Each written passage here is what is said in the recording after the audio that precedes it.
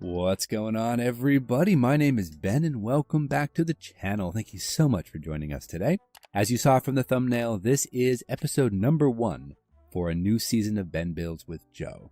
That's right, Joe from Mad Genius Productions. He and I are back at it again. We are going to be building a new kit because that ICM LaGG-3 was very difficult and it just kind of left a bad taste in our mouth. So we've decided to grab a new kit, something a little easier, a little more user-friendly, and we're going to try it again and build up a new kit. Now, luckily for us, Joe and I have very similar tastes in model kits, so let's take a look at the kit that he and I have chosen to go ahead and build for Season 3. This is a 1/48 scale Tamiya Messerschmitt Bf109 E4.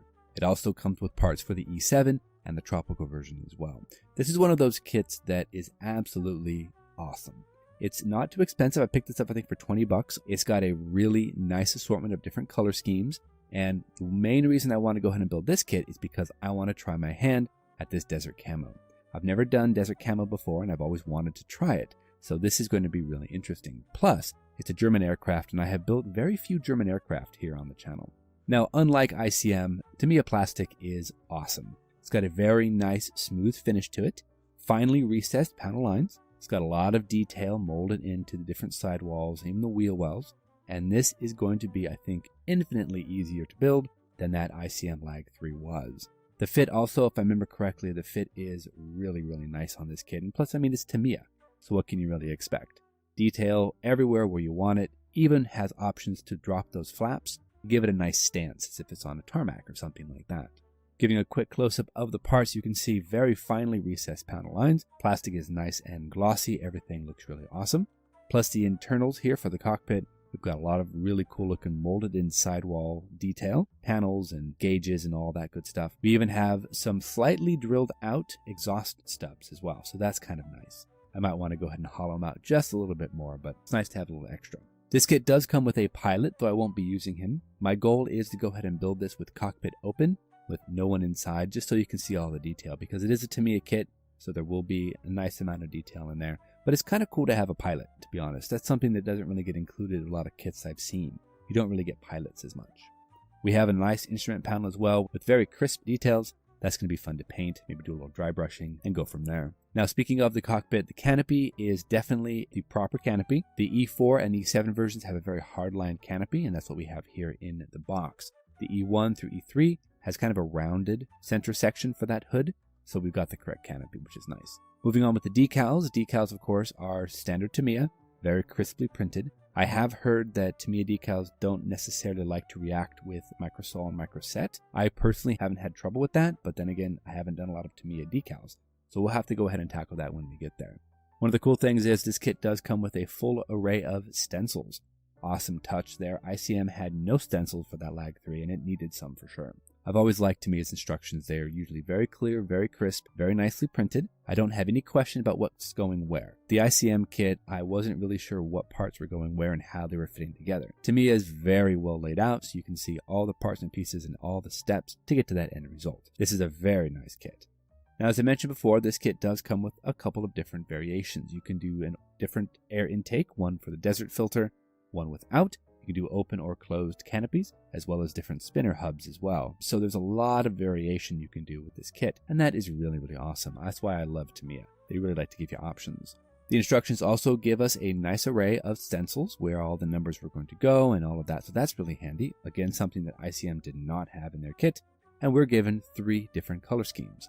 As much as I like these schemes, I really want to go with something a little different, something I've not done before. Instead of going with the typical European scheme, we're going to go ahead and do the desert camo. Desert camo looks to be a little complicated because it's got those splotches of green over top of that desert yellow. That's going to be interesting. But overall, I think we're going to have a really fun time with this build.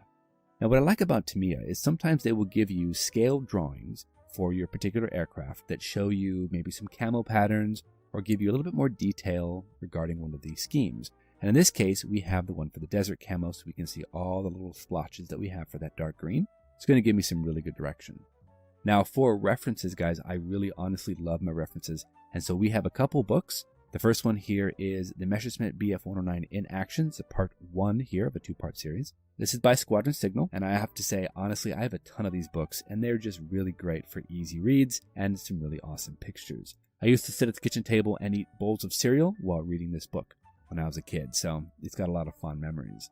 As you can see, it's got a whole section on just the Bf109 Tropical, and that's what I'm going to hopefully be building. It's got some good information. Plus, you can look through the entire book and find other different schematics that might help along the way too, so it should be pretty fun. Also, one thing I really like about these books is they usually have a color foldout right in the center, and right here at the bottom, we have a desert camo scheme. Now, I do have one other reference book that I'm very excited to use, and that is by Offspring, and this is Modeling the Messerschmitt Bf109 B, C, D, and E.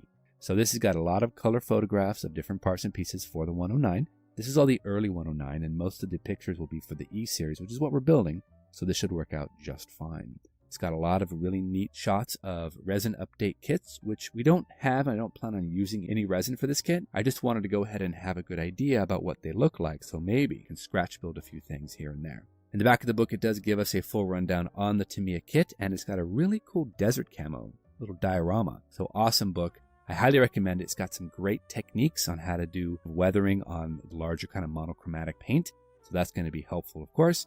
And we're just going to move on with that and just see what we can do. So I'm pretty sure this is going to be really helpful. But that's going to go ahead and do it for us today, guys. I just wanted to give you a quick look at what Joe and I are going to be building for Season 3 of Ben Builds with Joe.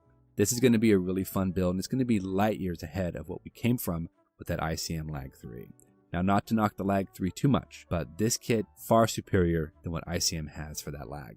I just want to go ahead and do something that's a little bit easier, a little bit more manageable, and of course is more user-friendly. And this kit is going to fit that bill perfectly. So until our next episode, everybody, make sure to go out there, get yourself some bench time, have some fun, build something cool.